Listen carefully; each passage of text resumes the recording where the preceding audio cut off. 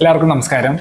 ദക്ഷിണ ലേണിംഗ്സിന്റെ daily news ഡെസ്കിലേക്ക് എല്ലാവർക്കും സ്വാഗതം. ഇന്ന് ഏപ്രിൽ 23 ബുധനാഴ്ച. നമുക്ക് പ്രധാനപ്പെട്ട ന്യൂസുകളൊക്കെ ഒന്ന് നോക്കിയാലോ. ആദ്യത്തെ news, with big cat count rising MP to develop buffer zones around its 9 tiger reserves. അതായത് കടുവകളുടെ എണ്ണം കൂടുകയാണ്. അതിന്റെ ഭാഗമായിട്ട് മധ്യപ്രദേശ് സർക്കാർ ബഫർ സോൺസ് 9 ടൈഗർ റിസർവ്സിന്റെ ചുറ്റുമായിട്ട് ബഫർ സോൺസ് ക്രിയേറ്റ് ചെയ്യാനുള്ള പ്രോഗ്രാം സ്റ്റാർട്ട് ചെയ്യാണ് എന്നാണ് ഈ ഒരു ന്യൂസ് പറയുന്നത്. അപ്പൊ എന്താണ് new buffer zone scheme? Madhya Pradesh സർക്കാർ 145 crore സ്കീം സ്റ്റാർട്ട് ചെയ്തിരിക്കുകയാണ് 9 ടൈഗർ റിസർവ്സിന് ചുറ്റുമായിട്ട് ബഫർ സോൺ ക്രിയേറ്റ് ചെയ്യാൻ വേണ്ടിയിട്ട്.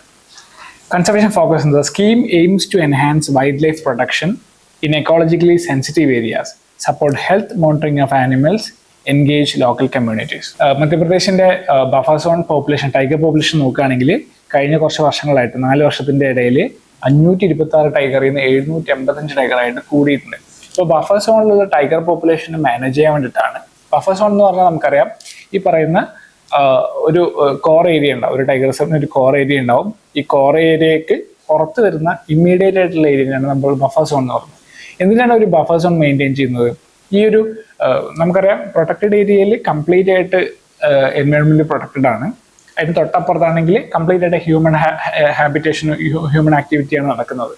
ഇങ്ങനെ വരുന്ന സമയത്ത് ഈ രണ്ട് ഏരിയയും തമ്മിലുള്ള ഒരു ലാൻഡ് യൂസ് ചേഞ്ച് ഉണ്ടല്ലോ, അത് ഈ പ്രൊട്ടക്റ്റഡ് ഏരിയനെ എഫക്ട് ചെയ്യാതിരിക്കാൻ വേണ്ടിയിട്ട് ഒരു ട്രാൻസിഷൻ സോൺ ആവശ്യമുണ്ട്. ആ ട്രാൻസിഷൻ സോണിനാണ് നമ്മൾ ബഫർ സോൺ എന്ന് പറയുന്നത്. ഇപ്പോൾ മിക്ക പ്രൊട്ടക്റ്റഡ് ഏരിയക്ക് ഒരു ബഫർ സോൺ ഉണ്ട്. ഈ ബഫർ സോണിൽ ഈ നമ്മുടെ ഹ്യൂമൻ ഇന്റർവെൻഷൻസ് ഒക്കെ ഏറെക്കുറെ ലിമിറ്റഡ് ആണ്, അലൗഡ് ആണ്. പക്ഷേ ഇപ്പോൾ ലാർജ് ഹൈഡ്രോ ഇലക്ട്രിക് പ്രൊജക്ട്, അതുപോലുള്ള ഈ മൈനിങ് പ്രൊജക്ട്, അങ്ങനെയുള്ള പ്രൊജക്റ്റുകളൊക്കെ ബഫർ സോണിൽ കൺട്രോൾഡ് ആണ്. അപ്പോൾ ഈ ഒരു ഇമ്പാക്ട് ഈ പ്രൊട്ടക്റ്റഡ് ഏരിയക്ക് വരാതിരിക്കാൻ വേണ്ടിയിട്ടാണ് അങ്ങനെ ചെയ്യുന്നത്. അപ്പോൾ ഈ ഒരു ബഫർ സോണിന്റെ എന്താണ് ഡെഫിനിഷൻ എന്നൊക്കെ മനസ്സിലായെന്ന് വിചാരിക്കുന്നു. ഈ കാണുന്ന ഒരു ലൈറ്റ് ഗ്രീൻ പോർഷനെയാണ് നമ്മൾ ബഫർ സോൺ എന്ന് പറയുന്നത്. ഈ ഒരു പോർഷൻ കോർ ഏരിയ ആണ്. ഓക്കെ, അതിൻ്റെ അപ്പുറത്തുള്ള സോണാണ് ട്രാൻസിഷൻ സോൺ.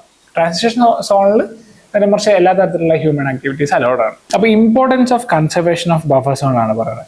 ഈ നമ്മുടെ എൻവയോൺമെന്റൽ പ്രൊട്ടക്ഷൻ ആക്ട് പ്രകാരം ഒരു എക്കോളജിക്കലി സെൻസിറ്റീവ് സോൺ നമ്മൾ ക്രിയേറ്റ് ചെയ്യാൻ വേണ്ടിയിട്ട് കഴിഞ്ഞ വർഷം സുപ്രീം കോടതി ഉത്തരവായിട്ടുണ്ട്. എല്ലാ പ്രൊട്ടക്റ്റഡ് ഏരിയയ്ക്കും ഒരു എക്കോളജിക്കലി സെൻസിറ്റീവ് സോൺ വേണം. ഈ ecologically sensitive zone otherwise can be called as a buffer zone. കാരണം ഈ പ്രൊട്ടക്റ്റഡ് ഏരിയയ്ക്ക് ചുറ്റുമാണ് എക്കോളജിക്കൽ സെൻസിറ്റീവ് സോൺ വരുന്നത്. അവിടെ കുറേ ആക്ടിവിറ്റീസ് കൺട്രോൾഡ് ആണ്. ആ ഒരു ഏരിയനെ നമ്മൾ ബഫർ സോൺ എന്ന് പറയുന്നത്. അങ്ങോട്ടും ഇങ്ങോട്ടും മാറി ഉപയോഗിക്കുന്നതുകൊണ്ട് തെറ്റില്ല. പ്രിലിം പോയിന്റ് ഓഫ് വ്യൂവിൽ ടൈഗർ റിസർവ്സിനെ കുറിച്ച് നമ്മൾ അറിഞ്ഞിരിക്കണം. നമ്മൾ പ്രൊട്ടക്റ്റഡ് ഏരിയ എടുത്ത സമയത്ത് ഓൾറെഡി ടൈഗർ റിസർവ്സിനെ കുറിച്ച് ഡിസ്കസ് ചെയ്തിട്ടുണ്ടായിരുന്നു. നമുക്ക് ഏകദേശം 58 ടൈഗർ റിസർവ് ആണ് ഇന്ത്യയിൽ മുഴുവനായിട്ടുള്ളത്. റീസെന്റ് മാധവ് ടൈഗർ റിസർവ് ആണ്. മാധവ് നാഷണൽ പാർക്കായിരുന്നു. അത് ടൈഗർ റിസർവ് ആക്കിയിട്ട് മാറ്റിയതോട് കൂടിയിട്ട് 58 ടൈഗർ റിസർവ് ആണ് ഇന്ത്യയിൽ മുഴുവനായിട്ടുള്ളത്. അതിനൊരു കോർ ആൻഡ് ബഫർ സ്ട്രാറ്റജി ഉണ്ട്. കാരണം നമ്മൾ ഓൾറെഡി ഡിസ്കസ് ചെയ്തു, ഒരു കോർ സോൺ ഉണ്ട്, അതിൻ്റെ ബഫർ സോൺ കൂടിയിട്ട് ഒരു ട്രാൻസിഷൻ ഫേസ് ആയിട്ട്. ആൻഡ് മാധവ് നാഷണൽ പാർക്ക് അല്ലെങ്കിൽ മാധവ് ടൈഗർ റിസർവിന്റെ ഒരു ഇമ്പോർട്ടൻസ് എന്താ? It connects Ranthambore and Kuno reserves. Ranthambore എന്ന് പറയുന്നത് നമുക്ക് ഈ മാപ്പ് നോക്കി കഴിഞ്ഞാൽ മനസ്സിലാവും. രന്തംബോർ എന്ന് പറയുന്നത് ഇവിടെ ഈ ഭാഗത്ത് രാജസ്ഥാനിന്റെ മധ്യപ്രദേശിന്റെ ബോർഡറോട് ചേർന്ന് കിടക്കുന്ന ഒരു ഭാഗമാണ് രന്തംബോർ. അതേപോലെ കുനോ നാഷണൽ പാർക്കാണ്. കുനോ നാഷണൽ പാർക്ക് ഏകദേശം ഈ ഭാഗത്തായിട്ട് വരും. കുനോ നാഷണൽ പാർക്ക് അവിടെയാണ് നമ്മൾ ഈ അടുത്ത് ചീറ്റനെ റീഇൻട്രൊഡ്യൂസ് ചെയ്തിരിക്കുന്നത്. അവിടെ ടൈഗേഴ്സും ഉണ്ട്. അതുകൂടാതെ ഈ പറയുന്ന മാധവ് നാഷണൽ പാർക്ക് ഏകദേശം ഈ ഭാഗത്തായിട്ടാണ്. അപ്പോൾ ഈ രന്തംബോറും കുനോ നാഷണൽ പാർക്കും തമ്മിലുള്ള ഒരു കണക്ടിവിറ്റിയുടെ ഇടയ്ക്കാണ് ഈ പറയുന്ന മാധവ് നാഷണൽ പാർക്ക് വരുന്നത്. അപ്പോൾ ഒരു കണക്ടിവിറ്റി കണ്ടിന്യൂസ് ആയിട്ട് വരാൻ വേണ്ടിയിട്ട് ഈ ഒരു മാധവ് നാഷണൽ പാർക്കിന് ഇമ്പോർട്ടൻസ് ഉണ്ട്. അപ്പോൾ ആ ഒരു ലൊക്കേഷൻ നിങ്ങളൊന്ന് മനസ്സിലാക്കിയിരിക്കുന്നത് നല്ലതായിരിക്കും. ഓക്കെ, ഈ പ്രിലിംസ് പോയിന്റ് ഓഫ് വ്യൂ തന്നെ project tiger and project elephant. നമുക്കറിയാം പ്രൊജക്ട് ടൈഗർ ഉണ്ട്. 1973 പ്രൊജക്ട് ടൈഗർ സ്റ്റാർട്ട് ചെയ്യുന്നത്. 72 നമ്മൾ ടൈഗറിനെ ഈ എൻവയോൺമെന്റ് പ്രൊട്ടക്ഷന്റെ ഭാഗമായിട്ട് നമ്മളൊരു നാഷണൽ ആനിമൽ എന്നുള്ള എംബ്ലം കൊടുക്കുകയുണ്ടായിരുന്നു. അതിന് തൊട്ട് മുന്നേ സിംഹമായിരുന്നു നമ്മുടെ നാഷണൽ ആനിമൽ. 72 ടൈഗറായി. 73 ഒരു പ്രൊജക്ട് ടൈഗർ സ്റ്റാർട്ട് ചെയ്തു. ഈ പ്രൊജക്ട് ടൈഗറിന്റെ ഭാഗമായിട്ടാണ് ഇന്ത്യയിലുള്ള ടൈഗറിനെ പ്രൊട്ടക്ട് ചെയ്യാനുള്ള ഒരു മൂവ്മെന്റ് സെൻട്രൽ ഗവൺമെന്റിന്റെ ഭാഗത്ത് നിന്ന് സ്റ്റാർട്ട് ചെയ്യുന്നത്. റീസെന്റ് 2023 അതിന്റെ 50 years നമ്മൾ ആഘോഷിക്കുകയുണ്ടായിരുന്നു. അതിനുശേഷം 1992 പ്രൊജക്ട് എലിഫന്റ് സ്റ്റാർട്ട് ചെയ്തിട്ടുണ്ടായിരുന്നു. ഇന്ത്യയിലെ എലിഫന്റ്സിനെ പ്രൊട്ടക്ട് ചെയ്യാൻ വേണ്ടിയാണ് പ്രൊജക്ട് എലിഫന്റ് സ്റ്റാർട്ട് ചെയ്തിട്ടുള്ളത്. ഓക്കെ. അതുപോലെ integrated development of wildlife habitat, it is A centrally sponsored സ്കീമാണ് ഈ നമ്മുടെ വൈൽഡ് ലൈഫ് ഹാബിറ്റാറ്റ് ഡെവലപ്പ് ചെയ്യാനുള്ള ഒരു ഇന്റഗ്രേറ്റഡ് അപ്രോച്ച് ഇന്ത്യ മുഴുവനായിട്ട് പിന്നെ സ്പാൻ ചെയ്തിട്ടുള്ള ഒരു പ്രൊജക്റ്റാണ് integrated development of wildlife habitat. National mission for green India. Green ഇന്ത്യയിൽ ചെയ്യുന്നത് as a name indicates national green ആക്കുക കുറച്ചുകൂടി, അതായത് എൻവയോൺമെന്റ്, അവിടെയുള്ള എൻവയോൺമെന്റിന്റെ ഡെവലപ്മെന്റ്സ്, അത് വൈൽഡ് ലൈഫ് ഹാബിറ്റാറ്റിന് ഉതകുന്ന രീതിയിലുള്ള എൻവയോൺമെന്റൽ ഡെവലപ്മെന്റ്സ് നമ്മുടെ കൂടുതൽ ഗ്രീൻ ആക്കുക, അതായത് കൂടുതൽ മരങ്ങളെ വെച്ച് പിടിപ്പിക്കുക, അതുപോലെയുള്ള പ്രോഗ്രാംസ് നടത്തുന്നതാണ് നമ്മൾ national mission for green India എന്ന് പറയുന്നത്, ജിം എന്ന് പറയുന്നത്, ഗ്രീൻ ഇന്ത്യ മിഷൻ. ഓക്കെ, അപ്പൊ ഇത്രയും പ്രോഗ്രാംസ് അറിഞ്ഞിരിക്കേണ്ട ആവശ്യമുണ്ട്. മെയിൻസ് പെർസ്പെക്റ്റീവിൽ ഓഫ് കോഴ്സ് എന്താ GS paper 3 environment, biodiversity and conservation, government initiative, എന്തൊക്കെയാണ് ഗവൺമെന്റ് ഇനിഷ്യേറ്റീവ് ബയോഡൈവേഴ്സിറ്റി കൺസർവ് ചെയ്യാനുള്ള നമുക്ക് അറിഞ്ഞിരിക്കേണ്ട ആവശ്യമുണ്ട്. ഓക്കെ, ഇതിലേക്കാണ് ഈ ന്യൂസ് സംസാരിക്കുന്നത്. അടുത്ത വാർത്ത വരുന്നത് exploring India's potential in the Arctic region. Arctic റീജിയനിൽ ഇന്ത്യനെ സംബന്ധിച്ചിടത്തോളം എത്രമാത്രം ക്രൂഷ്യലാണ് നമുക്കറിയാം. ആർട്ടിക് എന്ന് പറയുന്നത് ഇന്ത്യക്ക് 2 പോളുണ്ട്, അന്റാർട്ടിക് ആൻഡ് ആർട്ടിക്. ആർട്ടിക് എന്ന് പറയുന്നത് ഒരു പിന്നെ സീ മാത്രമുള്ള ഒരു സ്ഥലമാണ്. അവിടെ പിന്നെ തണുപ്പ് കൂടുന്ന സമയത്ത്, ഈ വിന്ററിലാവുന്ന സമയത്ത് കംപ്ലീറ്റ് ആയിട്ട് സീ ഐസ് ആയിട്ട് മാറിയിട്ട് അതൊരു ലാൻഡ് പോലെ ആക്ട് ചെയ്യുകയാണ്. ജനറലി അതൊരു സീ ആണ്. സമ്മർ സീസണിലോ ആ ഐസ് നന്നായിട്ട് റിട്രീറ്റ് ചെയ്യും. ഈ റിട്രീറ്റ് ചെയ്യുന്ന സമയത്ത് ഈ റഷ്യയുടെ ഭാഗത്തുള്ള അല്ലെങ്കിൽ സ്കാൻഡിനേവിയൻ കൺട്രീസിന്റെ ഭാഗത്തുള്ള നമ്മൾ ആർട്ടിക് ഓഷ്യൻ എന്ന് പറയുമല്ലോ, ആർട്ടിക് ഓഷ്യൻ കുറച്ചുകൂടി ഐസ് ഫ്രീ ആവും. അപ്പോൾ അവിടെ നമുക്ക് നാവിഗേറ്റ് ചെയ്യാൻ പറ്റും. വിന്ററിലാവുന്ന സമയത്ത് അത്രയധികം സീ ഐസായിട്ട് മാറുന്നില്ല. അത് ഇപ്പോഴും കുറച്ച് സീ എന്ത് ചെയ്യുന്നു, വാട്ടറായിട്ട് തന്നെ നിൽക്കുന്നുണ്ട്. അപ്പോൾ ആ സമയത്ത് ഈ ലേഖനം പറയുന്നത് ക്ലൈമറ്റ് ചേഞ്ച് കൂടിക്കൊണ്ടിരിക്കുകയാണ്, അതായത് ഗ്ലോബൽ ടെമ്പറേച്ചർ വാർമിങ് ഇൻക്രീസ് ആയിക്കൊണ്ടിരിക്കുകയാണ്. ആ സമയത്ത് നമുക്ക് ഈ ഓൾ സീസൺ നാവിഗബിൾ ആയിട്ടുള്ള സീ അവിടെ അവൈലബിൾ ആണെന്നാണ് ഈ ലേഖനം പറയുന്നത്. അപ്പോൾ അത് നമ്മുടെ ഇന്ത്യൻ സ്ട്രാറ്റജി, നമുക്ക് ആർട്ടിക്കിലേക്കുള്ള പര്യവേഷണങ്ങളും ബാക്കിയുള്ള റിസർച്ച് പരിപാടികളൊക്കെ ഇന്ത്യക്ക് കുറച്ചുകൂടി എളുപ്പമായിരിക്കും. അതിൽ ട്രേഡ് റൂട്ടൊക്കെ കുറച്ചുകൂടി ഓപ്പൺ ആയിരിക്കും. അപ്പോൾ ഇന്ത്യനെ സംബന്ധിച്ചിടത്തോളം എത്രത്തോളം ക്രൂഷ്യലാണ് ഈ ആർട്ടിക് റീജിയൻ എന്നാണ് ഈ ലേഖനം സംസാരിക്കുന്നത്. അപ്പോൾ strategic importance to Arctic and NSR, northern sea റൂട്ടിനെ കുറിച്ച് നമ്മൾ ഓൾറെഡി ഡിസ്കസ് ചെയ്ത ഈ ഒരു റൂട്ടിനെ കുറിച്ചാണ് ഇവിടെ സംസാരിക്കുന്നത്. Geo political balance act, India must navigate tensions between Russia, China, polar, silk road, western block to secure Arctic access and trade rights without compromising sovereignty or getting dragged into bloc politics. അതായത് China Russia തമ്മിലുള്ള already ഒരു tension ഉണ്ട് അവിടെ silk റൂട്ടുമായിട്ട് ബന്ധപ്പെട്ടിട്ട്. അതിലേക്ക് drag ചെയ്യാണ്ട് India negotiate ചെയ്തിട്ട് ഈ 2 രാജ്യങ്ങൾ തമ്മിലുള്ള ട്രേഡ് റൂട്ടുകളൊക്കെ കുറച്ചുകൂടി ബെറ്റർ ആക്കണം എന്നാണ് ഈ ലേഖനം സംസാരിക്കുന്നത്. And climate trade Nexus and policy imperative. നമുക്കറിയാം ക്ലൈമറ്റ് ചേഞ്ച് കൂടി വരികയാണ്. ഓൾറെഡി ഇത് 1.5 ബ്രീച്ച് ചെയ്തിരിക്കുന്നു. നമുക്കറിയാം പാരീസ് അഗ്രിമെന്റ് പ്രകാരം ഈ സെഞ്ചുറിയുടെ എൻഡോട് കൂടിയിട്ട് 2100 ആകുമ്പോഴത്തേക്കും നമ്മുടെ ഗ്ലോബൽ ടെമ്പറേച്ചർ റൈസ് 1.5 ഡിഗ്രി സെൽഷ്യസിലേക്ക്, പോസിബിളി 2 ഡിഗ്രി സെൽഷ്യസിലേക്ക് നിലനിർത്തണം, പറ്റുകയാണെങ്കിൽ 1.5 നിലനിർത്തണം എന്നാണ് നമ്മുടെ പാരീസ് അഗ്രിമെന്റ് ബാക്കിയുള്ള ക്ലൈമറ്റ് UNFCCയുടെ ബാക്കിയുള്ള കോൺഫറൻസസ് ഒക്കെ എംഫസൈസ് ചെയ്യുന്നത്. ഏതുമായിട്ട് കമ്പയർ ചെയ്യുമ്പോൾ പ്രീ ഇൻഡസ്ട്രിയൽ ലെവലായിട്ട് കമ്പയർ ചെയ്യുമ്പോൾ നമ്മുടെ 1800കളിലാണ് നമ്മുടെ ഇൻഡസ്ട്രിയൽ റവല്യൂഷൻ സ്റ്റാർട്ട് ചെയ്യുന്നത്. അവിടുത്തെ ടെമ്പറേച്ചറായിട്ട് കമ്പയർ ചെയ്ത് നോക്കുമ്പോഴത്തേക്ക് 1.5 ഡിഗ്രി സെൽഷ്യസിലേക്കെങ്കിലും കുറയ്ക്കണം എന്നുള്ളൊരു കമ്മിറ്റ്മെന്റ് എല്ലാ രാജ്യങ്ങളും തമ്മിൽ എടുത്തിട്ടുണ്ട്. പക്ഷെ അത് ഓൾറെഡി 1.5 റീച്ച് ചെയ്തു. അപ്പോൾ 2 ഡിഗ്രി സെൽഷ്യസിലെങ്കിലും നമുക്കത് കുറയ്ക്കാൻ പറ്റുമോ? അപ്പോൾ അതുമായിട്ട് ബന്ധപ്പെട്ടുള്ള ക്ലൈമറ്റ് ചേഞ്ച് റിസ്കുകൾ അതെങ്ങനെ നമ്മുടെ ഈ ഗ്ലോബൽ കൺട്രീസ് അതിനെ ആക്ട് ചെയ്യുന്നു എന്നുള്ളതനുസരിച്ചിരിക്കും ഇനി വരാൻ പോകുന്ന ഡെവലപ്മെന്റ്സ് എന്ന് പറയുന്നത്. ആൻഡ് പ്രിലിംസ് പോയിന്റ് ഓഫ് വ്യൂവിൽ ആർട്ടിക് ജോഗ്രഫി അറിഞ്ഞിരിക്കണം. ഏതൊക്കെ രാജ്യങ്ങൾ അതുമായിട്ട് പിന്നെ എന്താ പറയുക ബൗണ്ടറീസ് ഷെയർ ചെയ്യുന്നുണ്ട്.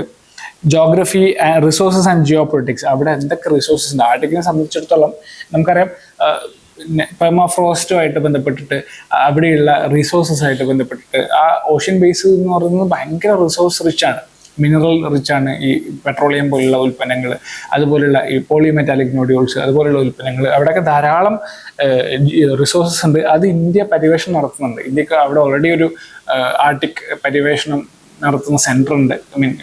അപ്പോൾ അതുമായിട്ട് ബന്ധപ്പെട്ടുള്ള ഈ importance, oil, natural gas, minerals, making it A region of increasingly geo political interest. അപ്പോൾ ഒത്തിരി രാജ്യങ്ങൾ അവിടെ പര്യവേഷണം നടത്തുന്നുണ്ട്. And northern sea route, definition and significance. NSR is a shipping route along the northern coast of Russia, traversing the ocean, Arctic ocean.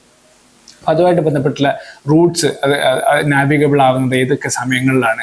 വിൻ്ററിൽ അത് completely closed ആണ്, സമ്മറിൽ അത് open ആണ്. പക്ഷേ ഇപ്പോൾ വിൻ്ററിൽ പതുക്കെ ആർട്ടിക് സീ ഡെവലപ്മെൻറ്റ്സ് കുറവായത് കാരണം ഇപ്പോഴും വിൻ്ററിൽ അത് പതുക്കെ നാവിഗബിൾ ആയി തുടങ്ങുന്നുണ്ടെന്നുള്ളൊരു കൺസെപ്റ്റുകൾ. And Paris agreement core objective. എന്താണ് പാരീസ് അഗ്രിമെൻറ്റ്? അതിൻ്റെ കോർ ഒബ്ജക്റ്റീവ് 2 ഡിഗ്രി സെൽഷ്യസിലേക്ക് നമ്മൾ മിനിമൈസ് ചെയ്യണം, പറ്റുകയാണെങ്കിൽ 1.5 ഡിഗ്രി സെൽഷ്യസിലേക്ക്. ഇതാണ് പാരീസ് അഗ്രിമെന്റിൽ സംസാരിക്കുന്നത്. And Paris agreement stock take ambitions, NDCs, nationally determined contributions. ഓരോ കൺട്രീസും NDCs ഉണ്ട്. അവർക്ക് ഇന്ന വർഷമാകുമ്പോൾ ഞങ്ങൾ ഇന്ന ഒരു എഗ്രിമെന്റിലേക്ക് എത്തും. ഫോർ എക്സാമ്പിൾ 2070 ആകുമ്പോഴത്തേക്ക് നമ്മൾ നെറ്റ് സീറോയിലാവുന്നൊക്കെ ഇന്ത്യ പറഞ്ഞിട്ടുണ്ട്. അപ്പം അങ്ങനെയുള്ള NDCs ഒക്കെ എന്തൊക്കെയാണ് എന്നുള്ള കാര്യം അറിഞ്ഞിരിക്കണം.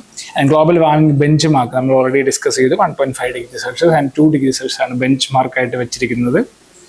ആൻഡ് ആർട്ടിക് കൗൺസിൽ എന്താണ് ആർട്ടിക് കൗൺസിൽ? ആർട്ടിക് കൗൺസിൽ എന്ന് പറയുന്നത് ആർട്ടിക് കൺട്രീസിന്റെ ഗ്രൂപ്പിനെയാണ് നമ്മൾ ആർട്ടിക് കൗൺസിൽ എന്ന് പറയുന്നത്.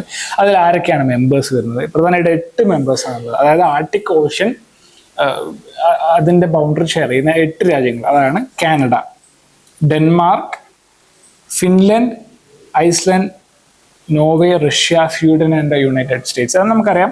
ഇവിടെ നോക്കുകയാണെങ്കിൽ ഇതാണ് റഷ്യ വരുന്നത്. ആൻഡ് ഇവിടെ സ്കാൻഡിനേവിയൻ കൺട്രീസ് ആയിട്ടുള്ള Norway, Sweden, Finland 3 Scandinavian countries വരും. ഇവിടെ ഐസ്ലാൻഡ് വരും. ആൻഡ് ഇവിടെ ഡെൻമാർക്ക് വന്നു. ആൻഡ് ഇവിടെ കാനഡ വന്നു. ആൻഡ് ഈ അലാസ്കയുടെ പോർഷൻ ഉണ്ടല്ലോ, അപ്പോൾ US ഭാഗമാണ്. അങ്ങനെ 8 രാജ്യങ്ങളാണ് ഇവിടെ പ്രധാനമായിട്ടുള്ളത്. ഇന്ത്യയുടെ സ്റ്റാറ്റസ് എന്താ? ഇന്ത്യ ഒരു പെർമനന്റ് ഒബ്സർവർ ആണ് ഈ റെഡ് റീജിയൻ.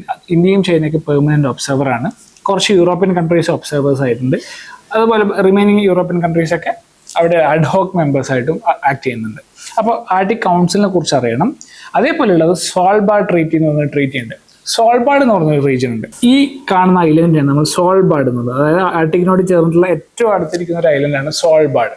ഈ സ്വാൾബാർഡിന്റെ സോവറൈനിറ്റിനെ സംബന്ധിച്ചുള്ള ട്രീറ്റിയാണ് സ്വാൾബാർഡ് ട്രീറ്റി. ഇപ്പൊ ആർക്കാണ് ഈ സ്വാൾബാർഡിന്റെ സോവറൈനിറ്റി എന്ന് വെച്ച് കഴിഞ്ഞാൽ നോർവേക്കാണ് സ്വാൾബാർഡിന്റെ അധികാരമുള്ളത്. പക്ഷെ അവിടെ ബാക്കിയുള്ള രാജ്യങ്ങൾക്ക് മൈനിങ് ആൻഡ് ഫിഷിംഗ് പോലുള്ള ആക്ടിവിറ്റീസ് നടത്താനുള്ള പെർമിഷൻ ഉണ്ട്. ഇതാണ് സ്വാൾബാർഡ് ട്രീറ്റിയിൽ ഡീൽ ചെയ്യുന്നത്. അപ്പൊ എന്താണ് സ്വാൾബാർഡ് ട്രീറ്റി? അതിന്റെ സോവറൈനിറ്റി ഏത് രാജ്യങ്ങൾക്കാണ്, ഏതൊക്കെ രാജ്യങ്ങൾ അവിടെ മൈനിങ് നടത്തുന്നത് അല്ലെങ്കിൽ ഫിഷിംഗ് ആക്ടിവിറ്റീസ് ഒക്കെ നടത്തുന്നത് അറിഞ്ഞിരിക്കണം. ഇപ്പൊ ഇന്ത്യയുടെ നോർത്ത് പോൾ എക്സ്പെഡിഷനായിട്ട് ബന്ധപ്പെട്ടിട്ട് ഇന്ത്യക്ക് ഒരു ബേസ് സ്റ്റേഷൻ ഉണ്ട്. അത് സ്വാൾബാർഡിലാണ് കേട്ടോ അത് ലൊക്കേറ്റ് ചെയ്തിരിക്കുന്നത്. മെയിൻസ് പെർസ്പെക്റ്റീവിൽ GS2 international relation and governance Arctic പോളിസിയായിട്ട് ബന്ധപ്പെട്ടിട്ട് ഇന്ത്യയുടെ സ്റ്റാൻഡ് എന്നാണ്. ഇന്ത്യക്ക് അവരുടെ പര്യവേഷണമായിട്ട് ബന്ധപ്പെട്ടുള്ള നെഗോഷിയേഷൻസുമായിട്ട് ബന്ധപ്പെട്ട് നമ്മൾ അറിഞ്ഞിരിക്കണം. ആൻഡ് GS പേപ്പർ 3 നമ്മൾ ഓൾറെഡി ഡിസ്കസ് ചെയ്ത climate change negotiations, environment and എക്കോണമിയായിട്ട് ബന്ധപ്പെട്ടുള്ള കാര്യങ്ങൾ അറിഞ്ഞിരിക്കണം. നെക്സ്റ്റ് വന്നിരിക്കുന്ന വാർത്തയാണ് section 69 of BNS is redundant. Section 69 ഉണ്ട് BNSന്. അതായത് പഴയ IPC ഭാരത് ന്യായ സംഹിത, പണ്ട് ഇന്ത്യൻ പീനൽ കോഡായിരുന്നു. അതിൽ സെക്ഷൻ 69 പുതിയ 2023 അത് അമെൻഡ് ചെയ്തപ്പോഴത്തേക്കും പുതിയൊരു സെക്ഷൻ 69 ആഡ് ചെയ്യുകയുണ്ടായി. അത് റിഡണ്ടന്റ് ആണെന്നാണ് പറയുന്നത്. റിഡണ്ടന്റ് എന്ന് വെച്ചാൽ എന്താ? ആവശ്യത്തിലധികമാണ്. അതായത് ഓൾറെഡി നമുക്ക് അതുമായിട്ട് ബന്ധപ്പെട്ടുള്ള സെക്ഷൻസ് BNSലുണ്ട്. പക്ഷെ 69 ഒരു അനാവശ്യമായിട്ടുള്ള അല്ലെങ്കിൽ അധികം കുറച്ചുകൂടി എന്താ പറയാ ആവശ്യത്തിലധികം എന്നാണ് പറയുന്നത്. അപ്പൊ എന്താ സെക്ഷൻ 69 ഓഫ് BNS എന്ന് നോക്കാം. It's a separate offence for sexual intercourse under false promise of marriage. അതായത് വിവാഹ വാഗ്ദാനം നൽകിയിട്ടുള്ള സെക്ഷൽ ഇന്റർകോഴ്സിനെയാണ്, ഫാൾസ് വാഗ്ദാനം നൽകിയിട്ടുള്ള സെക്ഷൽ ഇന്റർകോഴ്സിനുമായിട്ട് ബന്ധപ്പെട്ടുള്ള അതിന്റെ ഒഫൻസിനെയാണ് സെക്ഷൻ 69 ഡീൽ ചെയ്യുന്നത്. അപ്പോൾ ഇതിന്റെ ജുഡീഷ്യൽ ക്ലാരിഫിക്കേഷൻ എന്താ? The supreme court has limited misuse of such provisions by clearly distinguishing between false promise made intentionally to deceive and genuine relationship. അതായത് സുപ്രീം കോർട്ട് ഓൾറെഡി അതുമായിട്ട് ബന്ധപ്പെട്ടുള്ള ഒഫൻസസിൽ ഓൾറെഡി ഇതിനെ ക്ലാരിഫൈ ചെയ്തിട്ടുണ്ട്. അതായത് ഫാൾസ് പ്രോമിസസും അതേ സമയത്ത് പ്രോമിസസ് കൊടുത്തിട്ട് പിന്നീട് ഉണ്ടാകുന്ന വിവാഹ ബന്ധവേർപ്പെടലുമായിട്ട് ബന്ധപ്പെട്ടിട്ടുള്ള ഒഫൻസസിന് ഓൾറെഡി സുപ്രീം കോടതി ഡീൽ ചെയ്യുന്നുണ്ട്. പക്ഷെ പിന്നെ എന്തിനാണ് ഈ ഒരു സെക്ഷൻ 69 സെപ്പറേറ്റ് ആയിട്ട് BNSൽ കൊടുത്തതെന്നുള്ള ഒരു ചർച്ചയാണ് ഈ ഒരു ലേഖനത്തിൽ ഡിസ്കസ് ചെയ്യുന്നത്. And legal redundancy and constitutional conflict. Section 69 may be legally redundant since such cases already fall under misconception of fact. അതായത് സെക്ഷൻ 28 സെക്ഷൻ 63 റേപ്പുമായിട്ട് ബന്ധപ്പെട്ടുള്ള 2 സെക്ഷൻസ് ആണ്. സെക്ഷൻ 63 ആൻഡ് സെക്ഷൻ 22 ഓൾറെഡി ഇത്തരത്തിലുള്ള ഒഫൻസസ് നമ്മൾ ഡീൽ ചെയ്യുന്നുണ്ട് സുപ്രീം കോർട്ട്. അപ്പോൾ section 16 എന്ന് പറഞ്ഞ ഒരു എക്സ്ട്രാ സെക്ഷനാണ് എന്നാണ് പറയുന്നത്. ആൻഡ് പ്രിലിംസ് പോയിന്റ് ഓഫ് വ്യൂവിൽ ഭാരതീയ ന്യായ സംഹിത അതിലെ സെക്ഷൻ 28 എന്താണെന്ന് പറഞ്ഞിരിക്കുന്നത്. സെക്ഷൻ 28 ഡീൽ ചെയ്യുന്നത് കൺസെന്റ്, അതായത് ഒരാളുമായിട്ടുള്ള അനുവാദം. നമ്മൾ ഒരാളുമായിട്ട് ഒരു പേഴ്സണൽ മാറ്റർ ഡീൽ ചെയ്യുന്ന സമയത്ത് അയാളെ അനുവാദം ആവശ്യമുണ്ട്. അത് എന്ത് പേഴ്സണൽ മാറ്റർ ആണെങ്കിൽ പോലും, ഈവൻ സെക്ഷൽ റിലേഷൻഷിപ്പ് ആണെങ്കിൽ കൂടി കൺസെന്റ് ആവശ്യമുണ്ട്. അതുമായിട്ട് ഡീൽ ചെയ്യുന്നതാണ് നമ്മൾ സെക്ഷൻ 28. ആൻഡ് സെക്ഷൻ 63 റേപ്പുമായിട്ട് ബന്ധപ്പെട്ടുള്ള ഒഫൻസസ് ഡിസ്കസ് ചെയ്യുന്നത്. എന്താണ് റേപ്പ് എന്ന് ഡിഫൈൻ ചെയ്യുന്നു, ഏതൊക്കെ തരത്തിലാണ് റേപ്പ് ഒഫൻസസ് ആയിട്ട് മാറുക എന്നുള്ളൊരു ഡിസ്കഷനാണ് സെക്ഷൻ 63 വരുന്നത്. സെക്ഷൻ 69 വരുന്ന ന്യൂ ഒഫൻസ്, നമ്മളിപ്പോൾ ഡിസ്കസ് ചെയ്തത് സെക്ഷൻ 69 വരുന്നതാണ്. And then article 14 equality before law, principle of equality. എന്താണ് ഈക്വാലിറ്റി ബിഫോർ ലോയും ഈക്വൽ പ്രൊട്ടക്ഷൻ ഓഫ് ലോയും, ഇത് തമ്മിലുള്ള വ്യത്യാസം എന്താ? ആർട്ടിക്കിൾ 14 വരുന്ന ഈക്വാലിറ്റി ബിഫോർ ലോ എന്ന് പറഞ്ഞാൽ it is a negative concept implying the absence of special privilege in favour of any individual.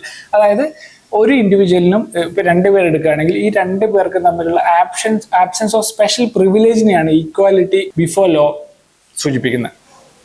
എന്നാൽ equal protection of law it is a positive concept. അതെവിടെ വരുന്നത്? Implying right to equal treatment in similar circumstances. ഇപ്പോൾ 2 പേരും ഒരേ ഒഫൻസസിന് treat ചെയ്യുകയാണെങ്കിൽ ഇവർക്ക് 2 പേരും ഒരേപോലെ ട്രീറ്റ് ചെയ്യാനുള്ളതിനെയാണ് നമ്മൾ ഈക്വൽ പ്രൊട്ടക്ഷൻ ഓഫ് ലോ എന്ന് പറയുന്നത്. And ഇതിന്റെ significance, article 14 is a cornerstone of Indian Constitution, guaranteeing a basic human right, forming the foundation for just and equitable society. അപ്പോൾ ആർട്ടിക്കിൾ 14 കുറിച്ച് അറിഞ്ഞിരിക്കേണ്ട അത്യാവശ്യമാണ്. And mains point of view GS paper 2 polity and ഗവേണൻസിന്റെ കേസിൽ issues with criminal law reforms, നമ്മുടെ BNS 2023 വരുന്നത്. അപ്പോൾ അതുമായിട്ട് ബന്ധപ്പെട്ടുള്ള റിഡൻഡൻസിയും അതുമായിട്ട് ബന്ധപ്പെട്ടുള്ള പ്രശ്നങ്ങളൊക്കെ നമ്മൾ അറിഞ്ഞിരിക്കണം. ആൻഡ് ജുഡീഷ്യൽ ഇന്റർപ്രിട്ടേഷൻ നമ്മൾ ഓൾറെഡി ഡിസ്കസ് ചെയ്തു. നമ്മുടെ ഓൾറെഡി അവൈലബിൾ ആയിട്ടുള്ള സെക്ഷൻസ് വെച്ചിട്ട് സുപ്രീം കോടതി ഒഫൻസസ് കൈകാര്യം ചെയ്യുന്നുണ്ട്. അപ്പോൾ ജുഡീഷ്യൽ ഇന്റർപ്രിട്ടേഷൻ ഈ ഭാഗങ്ങളിലൊക്കെ ആയിട്ട് ബന്ധപ്പെട്ടുണ്ട്. അപ്പോൾ 69 എന്ന് പറഞ്ഞ ഒരു ആഡഡ് എക്സ്ട്രാ ഒരു സെക്ഷൻ ആണെന്നാണ് ഈ ലേഖനം സൂചിപ്പിക്കുന്നത്. And balancing gender justice and misuse of law in sensitive cases. നമ്മുടെ ഈ സെക്ഷൻസ് ഒക്കെ ജനങ്ങളുടെ ഉന്നമനത്തിനുള്ളതാണെങ്കിലും പല സമയത്ത് ഇത് മിസ്യൂസ് ചെയ്യാവുന്നുണ്ട്. അപ്പോൾ അതുമായിട്ട് ബന്ധപ്പെട്ടുള്ള കാര്യങ്ങൾ അറിഞ്ഞിരിക്കണം. Food prices may remain low if IMD's prediction holds true. IMD എന്ന് പറഞ്ഞാൽ ഇന്ത്യ മെറ്റീരിയോളജിക്കൽ ഡിപ്പാർട്ട്മെന്റ്. നമ്മുടെ വെതർ ഫോർകാസ്റ്റ് ആയിട്ട് ബന്ധപ്പെട്ടുള്ള എല്ലാ ഫോർകാസ്റ്റിംഗ് റിപ്പോർട്ട്സും വരുന്നത് ഇന്ത്യ മെറ്റീരിയോളജിക്കൽ ഡിപ്പാർട്ട്മെന്റ് ആണ്, IMD ആണ്. അപ്പോൾ IMDയുടെ പ്രഡിക്ഷൻ എന്താ പറയുന്നത്, ശരിയാണെങ്കിൽ food prices may remain low. അതായത് എങ്ങനെയാണ് food prices may remain low എന്ന് പറയുന്നത്? നമുക്കറിയാം മൺസൂണായിട്ട് ബന്ധപ്പെട്ടാണ് ഇന്ത്യയിലെ എൻറ്റയർ ക്രോപ്പ് സീസൺ ഡിപ്പെൻഡ് ചെയ്തിരിക്കുന്നത്. മൺസൂൺ എത്രത്തോളം അനുസരിച്ചിരിക്കും ഇന്ത്യയിലെ ക്രോപ്പ് സീസൺ കൂടുകയോ കുറയോ അനുസരിച്ച്. അപ്പോൾ ഇന്ത്യയിലെ ക്രോപ്പ് അതിൻ്റെ ഈൽഡ് കുറഞ്ഞു കഴിഞ്ഞാൽ ഓട്ടോമാറ്റിക്കായിട്ടും ഫുഡ് പ്രൈസസ് കൂടും. അപ്പോൾ ഇവിടെ എന്താ പറയുന്നത്, IMDയുടെ പ്രഡിക്ഷൻ ശരിയാണെങ്കിൽ ഫുഡ് പ്രൈസസ് വലിയ രീതിയിൽ മാറ്റം വരില്ല. അപ്പോൾ അതിൻ്റെ അർത്ഥം എന്തായിരിക്കും? ഫുഡ് പ്രൊഡക്ഷൻ റിലേറ്റീവ്ലി സ്റ്റേബിൾ ആയിരിക്കും.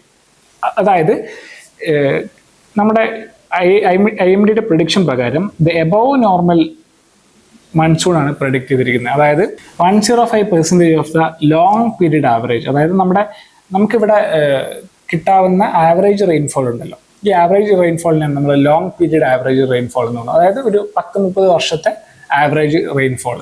ഈ റെയിൻഫോളിൻ്റെ 105% ആണ് ഇത്തവണ നമുക്ക് കിട്ടാൻ പോകുന്ന റെയിൻഫോൾ എന്നാണ് പറയുന്നത്. ഇനി വരാൻ പോകുന്ന മൺസൂണിൽ, ജൂൺ ജൂലൈ ആഗസ്റ്റ് ഭാഗങ്ങളിലുള്ള മൺസൂണിൽ ഏകദേശം 105% ഓഫ് ആവറേജ് നമുക്ക് കിട്ടും.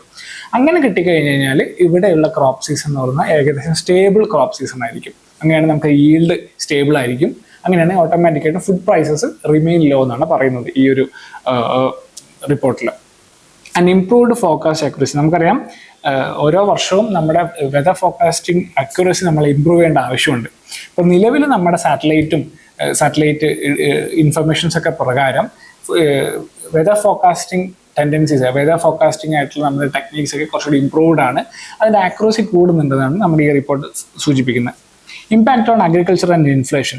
A good monsoon can boost food grain output and reduce food inflation. But spatial distribution of rainfall remains critical for consistent agriculture benefits. അപ്പോൾ ഇവിടെ ലോങ് പീരീഡ് ആവറേജിൽ നമുക്ക് കൂടുതലാണെന്ന് പറഞ്ഞു കഴിഞ്ഞാലും റീജിയണൽ വേരിയേഷൻ അനുസരിച്ചിട്ട് ചെറിയ രീതിയിലുള്ള ഫ്ലക്ച്വേഷൻസ് ഉണ്ടാവാനാണ് നമ്മുടെ ഈ റിപ്പോർട്ട് സൂചിപ്പിക്കുന്നത്. ആൻഡ് പ്രിലിംസ് പോയിന്റ് ഓഫ് വ്യൂവിൽ എന്താണ് IMD, ഇന്ത്യ മെറ്റീരിയോളജിക്കൽ ഡിപ്പാർട്ട്മെന്റിനെ കുറിച്ച് അറിഞ്ഞിരിക്കണം. It is a principal agency, primary government agency responsible for meteorological observations, weather forecasting and seismology in India. Core functions and it is a key task including taking meteorological observation, providing current and forecast information for weather sensitive activities. നമ്മൾ already discuss ചെയ്ത കാര്യം തന്നെയാണ്. എന്താണ് long period average?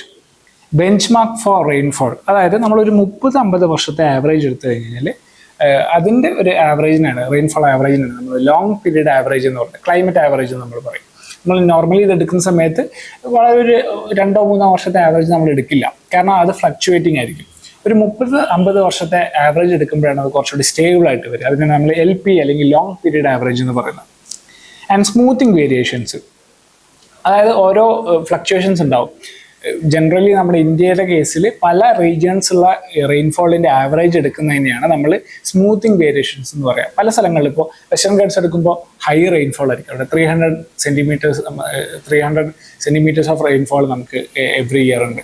പക്ഷേ ഇന്ത്യയുടെ ബാക്കിയുള്ള ഭാഗങ്ങൾ വെച്ച് നോക്കുമ്പോഴത്തേക്ക് അത് കമ്പാരിറ്റീവ്ലി ഹൈ ആണ്. അപ്പം അത് നമ്മൾ സ്മൂത്ത് ഔട്ട് ചെയ്യേണ്ട ആവശ്യമുണ്ട്. ആൻഡ് IMD's യൂസേജ്, നമ്മൾ ഈ റെയിൻഫോൾ റീജിയൻസിനെ കാറ്റഗറൈസ് ചെയ്യുന്നുണ്ട്, normal, above normal, deficient or excess. അപ്പോൾ ഈ കാറ്റഗറീസും ഒന്ന് മനസ്സിലാക്കി വെക്കുക. ആൻഡ് പ്രിലിംസ് പോയിന്റ് ഓഫ് വ്യൂവിൽ എന്തുകൊണ്ടാണ് ഈ ഒരു വേരിയേഷൻസ് മാറുന്നത്? അതിനുള്ള മെയിൻ ക്ലൈമറ്റിക് സർക്കുലേഷൻസ് മോഡൽസ് നമുക്ക് ഓൾറെഡി ഭൂമിയിൽ പല ഭാഗങ്ങളായിട്ടുണ്ട്. അതിനെയാണ് നമ്മൾ one of the cycle is Enzo cycle. നമ്മൾ എൽനിനോ ലാനിന സൈക്കിൾ കേട്ടിട്ടുണ്ടാവും, എൽനിനോ സദേൺ ഓസിലേഷൻ എന്ന് പറയും, അതിനാണ് എൻസോ എന്ന് പറയുന്നത്. ഇതിനെ ബന്ധപ്പെട്ടിട്ടാണ് നമ്മുടെ ക്ലൈമറ്റ്, റെയിൻഫോൾ റീജിയൻസ് ഒക്കെ നല്ല രീതിയിൽ മാറ്റം വരുന്നത്, റെയിൻഫോൾ പാറ്റേൺസിൽ മാറ്റം വരുന്നത്.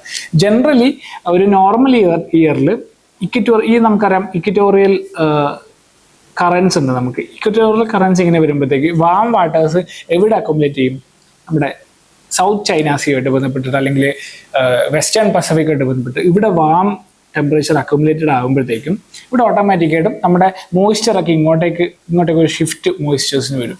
അവിടെ നോർമൽ ഇയറിൽ ആ സമയത്ത് എന്താ സംഭവിക്കാം? ഇന്ത്യയിലുള്ള അല്ലെങ്കിൽ സൗത്ത് ഈസ്റ്റ് ഏഷ്യൻ റീജിയൻസിലേക്ക് കൺട്രീസിൽ അവിടെ അത്യാവശ്യം നല്ല റെയിൻഫോൾ ആയിരിക്കും വരുന്നത്.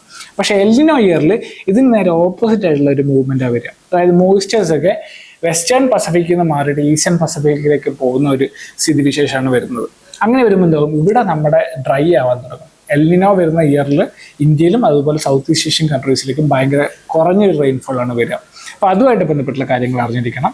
ആൻഡ് ഇന്ത്യൻ ഓഷ്യൻ ഡൈപോൾ എന്ന് പറഞ്ഞാൽ ഇന്ത്യൻ ഓഷ്യനിൽ നമുക്കറിയാം, ഇന്ത്യൻ ഓഷ്യനിൽ bay of Bengal and Arabian ocean, ഈ രണ്ട് വാട്ടർ ബോഡീസും തമ്മിലുള്ള പ്രഷർ ഡിഫറൻസും ഈ ടെമ്പറേച്ചർ ഡിഫറൻസുമാണ് ഇന്ത്യൻ ഓഷ്യൻ ഡൈപോളിന് കാരണമാകുന്നത്. അത് പോസിറ്റീവും നെഗറ്റീവും ഇന്ത്യൻ ഓഷ്യൻസ് ഉണ്ട്. Normally positive Indian ocean dipole വരുന്ന സമയത്താണ് നമുക്ക് കുറച്ചുകൂടി മഴ കൂടുതലായിട്ട് ലഭിക്കുന്നത്, നെഗറ്റീവ് വരുന്ന സമയത്ത് മഴ കുറവായിരിക്കും. സോ അതൊന്ന് മനസ്സിലാക്കിയിരിക്കണം. And global impact, these phenomenon, the combined phenomenon, എൻസോയും IODയുടെ കമ്പൈൻഡ് ഫിനോമിനൻ എങ്ങനെ ഗ്ലോബലി ഇമ്പോർട്ടൻ്റ് ആയിട്ട് മാറുന്നുണ്ട് പല രാജ്യങ്ങളിലേക്ക്, south east Asian countries, Latin America, north America പോലുള്ള രാജ്യങ്ങളിലൊക്കെ എങ്ങനെ അവരുടെ റെയിൻഫോൾ പാറ്റേൺ, ടെമ്പറേച്ചേഴ്സ് ഒക്കെ മാറുന്നു എന്നുള്ള കാര്യം അറിഞ്ഞിരിക്കണം. മെയിൻസ് പോയിന്റ് ഓഫ് വ്യൂവിൽ geography, monsoon pattern, climate influences അറിഞ്ഞിരിക്കണം. And GS3 economy and agriculture. Of course climate change വരുമ്പോഴത്തേക്ക് നമുക്ക് എക്കോളജി പെർസ്പെക്റ്റീവ്, നമ്മുടെ എൻവയോൺമെന്റ് പെർസ്പെക്റ്റീവ് നമ്മൾ അറിഞ്ഞിരിക്കണം. അതുപോലെ തന്നെ എക്കണോമി ആൻഡ് അഗ്രികൾച്ചറും ഇമ്പോർട്ടൻ്റ് ആയിട്ട് വരുന്നു. നെക്സ്റ്റ് വാർത്തയാണ് AI can supercharge forecasting if it can weather some challenges. നമ്മൾ ഓൾറെഡി നേരത്തെ IMDയുടെ ഒക്കെ കേസിൽ വെതർ ഫോർകാസ്റ്റിങ്ങിനെ കുറിച്ച് പറഞ്ഞിട്ടുണ്ടായിരുന്നു. അതിൻ്റെ ആക്യുറസി കൂടി വരുന്നുണ്ട്. സാറ്റലൈറ്റ് ഡാറ്റാസും സാറ്റലൈറ്റ് ഇൻഫർമേഷൻസ് ഒക്കെ കുറച്ചുകൂടി നല്ല ഇൻഫർമേഷൻസ് നമുക്ക് കിട്ടുന്നുണ്ടെന്നുള്ളത്. പക്ഷെ നമുക്ക് ഇൻഫർമേഷൻസ് കിട്ടുന്നത് കുറച്ചുകൂടി ബെറ്റർ ആയിട്ട് നമുക്ക് എങ്ങനെ അനലൈസ് ചെയ്യാൻ പറ്റും? അവിടെയാണ് നമ്മൾ ആർട്ടിഫിഷ്യൽ ഇൻ്റലിജൻസിന് അല്ലെങ്കിൽ AIയുടെ അഡ്വാൻസ്മെന്റിന്റെ ഇമ്പോർട്ടൻസ് വരുന്നത്. അപ്പോൾ നമുക്ക് AI ഉണ്ടെങ്കിൽ ഈ പറയുന്ന വെതർ ഫോർകാസ്റ്റിംഗ് കുറച്ചുകൂടി ബെറ്റർ ആക്കാൻ പറ്റുന്നതാണ് നമ്മുടെ ഈ ഒരു ലേഖനം സൂചിപ്പിക്കുന്നത്. India's AI push in weather forecasting. നമുക്ക് ഇന്ത്യ ലോഞ്ച് ചെയ്ത മിഷൻ മോസം, 2000 കോടി രൂപയുള്ള 2024 ലോഞ്ച് ചെയ്തൊരു പ്രൊജക്റ്റാണ് മിഷൻ മോസം. ഇവിടെ എന്താണ് ഇന്ത്യൻ ഗവൺമെന്റ് ഇവിടെ ഉദ്ദേശിക്കുന്നത്?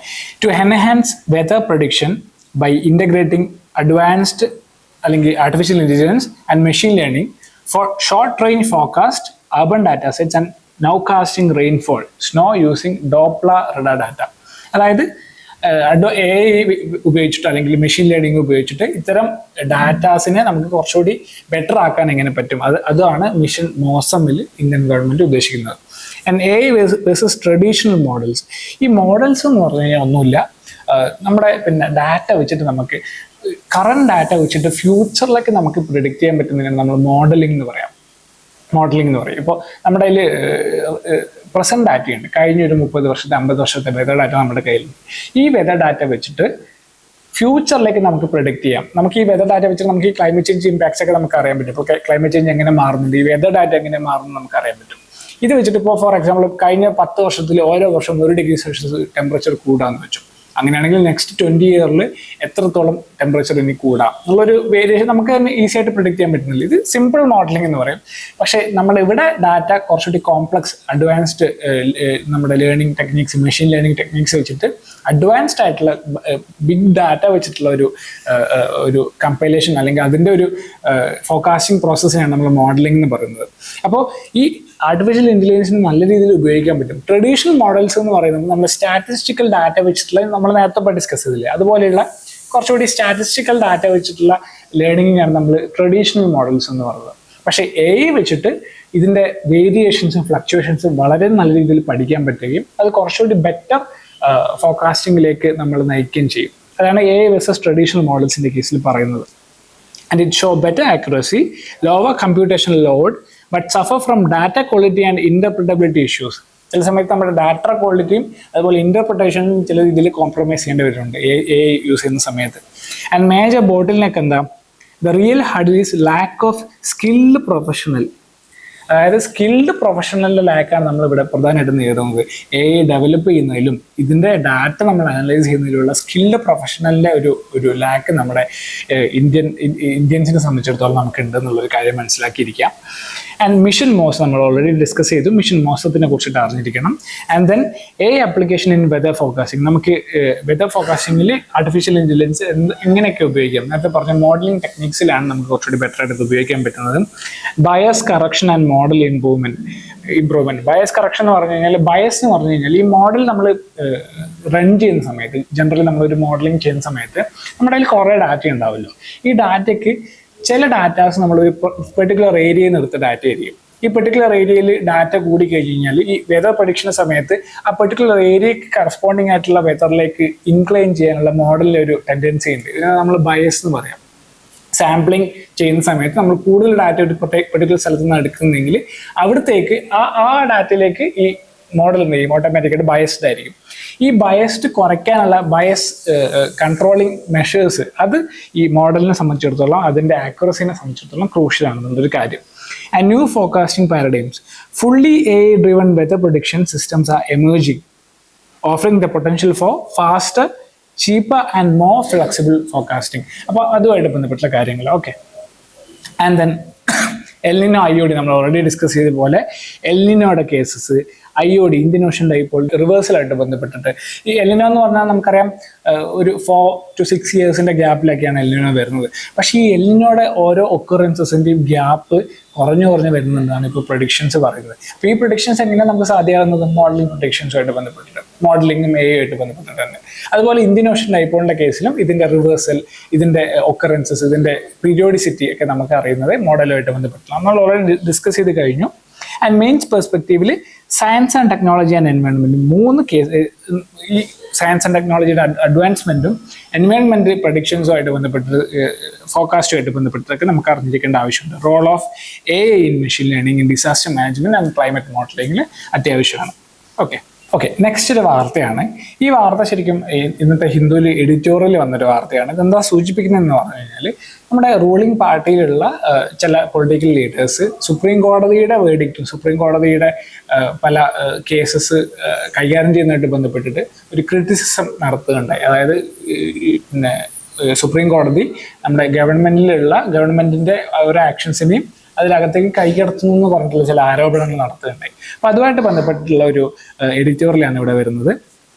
അവിടെ മെയിനായിട്ട് വരുന്ന കാര്യങ്ങൾ എന്ന് പറയുന്നത് tensions in separation of powers. നമുക്കറിയാം നമ്മുടെ എക്സിക്യൂട്ടീവ്, ലെജിസ്ലേച്ചർ ആൻഡ് ജുഡീഷ്യറി 3നും സെപ്പറേഷൻ ഓഫ് പവേഴ്സ് ഉണ്ട്.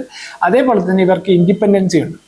എന്നാൽ നേരെ മറിച്ച് ഈ 3 പില്ലേഴ്സിനും അവരവരുടെ കാര്യങ്ങൾക്ക് എന്താണ് ഇടപെടാനുള്ള അധികാരമുണ്ട്. അപ്പോൾ ഇതിനെയാണ് നമ്മൾ സെപ്പറേഷൻ ഓഫ് പവേഴ്സ് എന്ന് പറയുന്നത്. അപ്പോൾ അതുമായിട്ട് ബന്ധപ്പെട്ട് ചെക്സ് ആൻഡ് ബാലൻസസ് ആണ് എന്താ ജുഡീഷ്യറി എന്ന് പറയുന്നത്. അപ്പോൾ ഇതിൻ്റെ നമ്മുടെ കോൺസ്റ്റിറ്റ്യൂഷൻ്റെ കോർ പ്രിൻസിപ്പിളാണ് ഈ ചെക്സ് ആൻഡ് ബാലൻസസ് എന്ന് പറയുന്നത്. നമുക്കറിയാം ജുഡീഷ്യറിക്ക് ഇൻഡിപെൻഡൻസ് ഉണ്ടെങ്കിൽ പോലും ഈ പറയുന്ന നമ്മുടെ ലെജിസ്ലേച്ചറിന് ജുഡീഷ്യറിയിലുള്ള ജഡ്ജസിനെയും അതുപോലെ ചീഫ് ജസ്റ്റിസിനെ ഉൾപ്പെടെയുള്ള ആൾക്കാരെ ഇംപീച്ച് ചെയ്യാനുള്ള അധികാരമുണ്ട്.